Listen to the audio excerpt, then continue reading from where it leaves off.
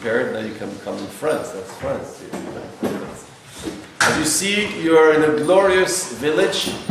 As you can see with the many cups on the walls.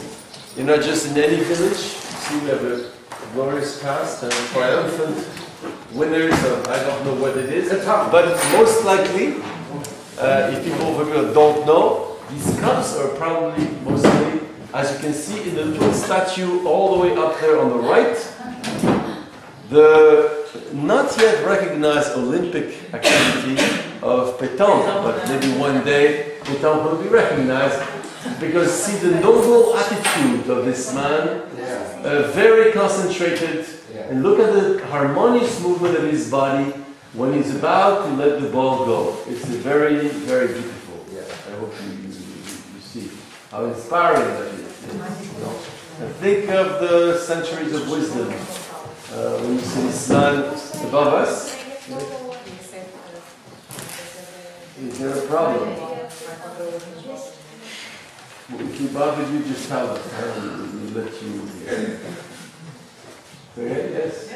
Yeah, because you have pétanque in Portugal, it's not in pétanque. I don't know how we call that. We have two kinds of. We have a mania and pétanque. So we bring you can bring some balls and introduce this to you. No, but tonight, we have to leave earlier because the guy of the pétanque must be here at 8. Oh, tonight is a championship of pétanque in our village. Every Friday you have a championship of pétanque. So tonight, yes, we do at our time. 8 o'clock. Okay.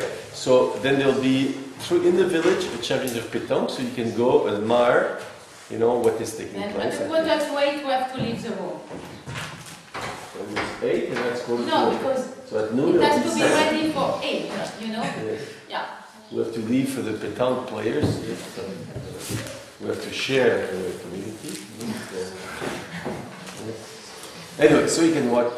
While I'm in the glorious past of our village, I hope you've admired on the way. Next to the church, it's very useful for faithful people that have suddenly nature calling. They could just go next to the wall of the church, what we traditionally call here Vespasienne.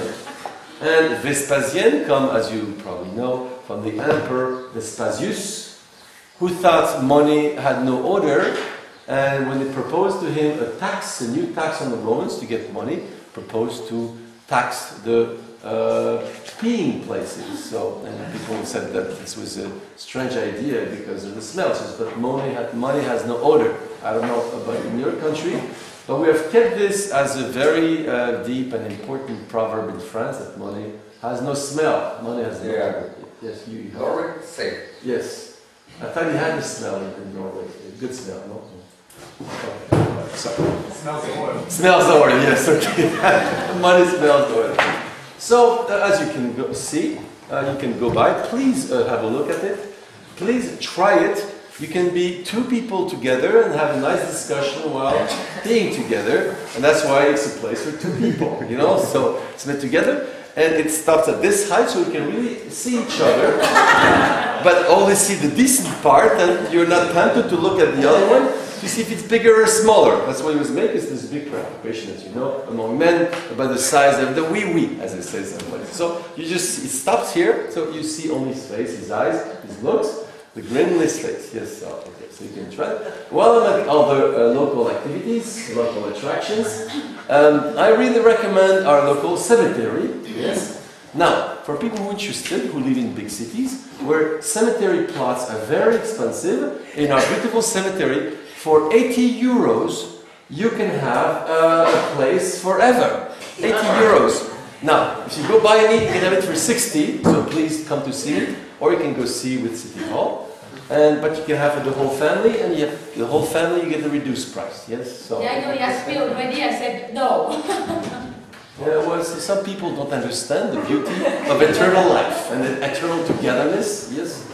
Because here, when you marry, actually in France, you marry at City Hall, and they say until death departs you. Some people take it literally, that it's until death departs you, like Isabel, but others like me think, no, death is still, beyond, you stay married.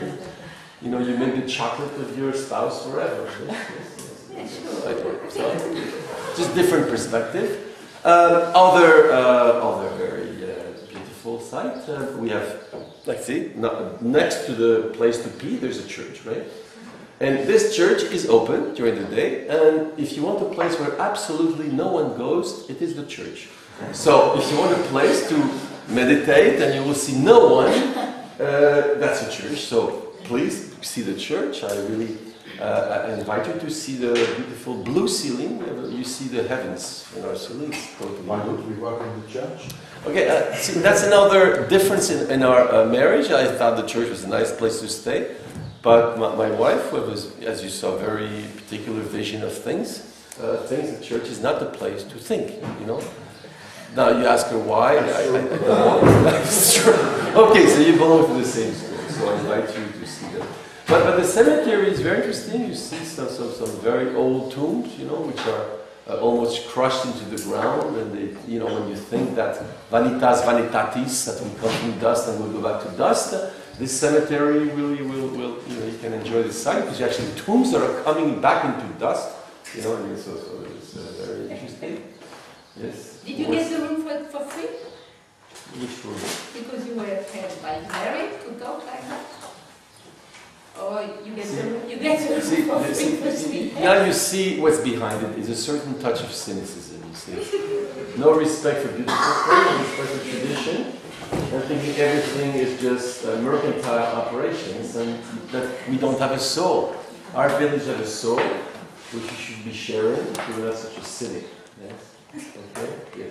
So now I have a problem because Minke is wondering when I will stop bullshitting and she can start the real stuff, you know? So. But beforehand, I'm trying to wake you up if you didn't notice, you know? We'll see who's awake and who's not.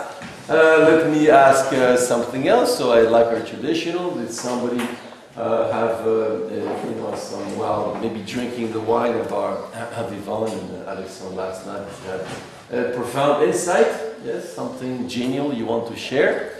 I heard people sharing genial insight last night about their sexual proclivities, activities, I don't know, wishful thinkings or actual, I don't know what it was, but apparently it was very interesting.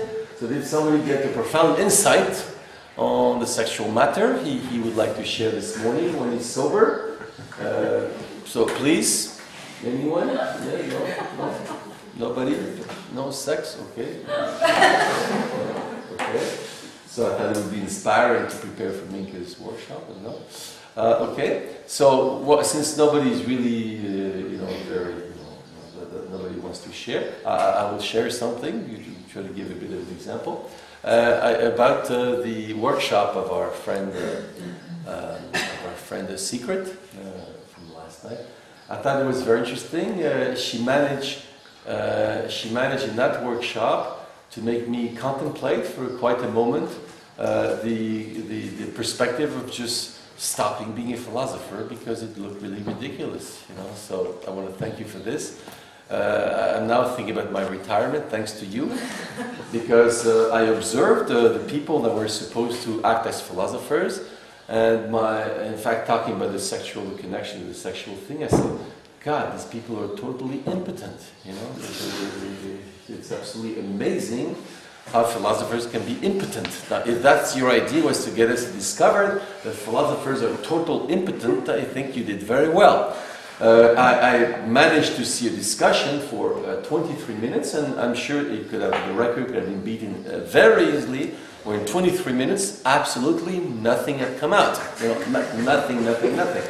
So I don't know if it's because of the talent of our group leader, that, was very professionally got us to do nothing, or if it was just the close collaboration of every participant, but I was impressed of nothingness, yes, nothingness, which is, although I must say, just a little bit behind the nothingness of the common people, but that nothingness had a different touch. It was a nothingness full of things. So then I thought about Genesis, of course, being a fundamentalist Christian. I thought about the tohu bohu, you know, or I don't know if you use this term, tohu bohu. Before God made his act and separated heavens from earth and installed conceptual distinctions, some people call it, others call it order. Yes, he started dividing things. It was total chaos, and this chaos in Hebrew is called tohu bohu, or tohu bohu, or I don't know what you call it, tohu bohu. So tohu bohu is a total undifferentiated existence of things. There's not even things, there's just chaos, yes? So the emptiness and impotence of the philosophers were closely matched by the chaos, the nothingness of chaos of the common people. So if not only did I contemplate not being a philosopher anymore, but I contemplated stopping a human being and becoming an iguana as being something that at least had some meaning. Yes, so I want to thank you for this profound experience. I don't know if that was your idea. Was it your idea? Thank you. Okay. You what? I didn't know what. You didn't know? Okay, that's another proof of the meaningfulness of the experience. Thank you. That's good. Okay. So that's what I wanted to share with you. So does anybody else have a comment, a question? Yes, something that he wants to know or say? Okay, that's very interesting.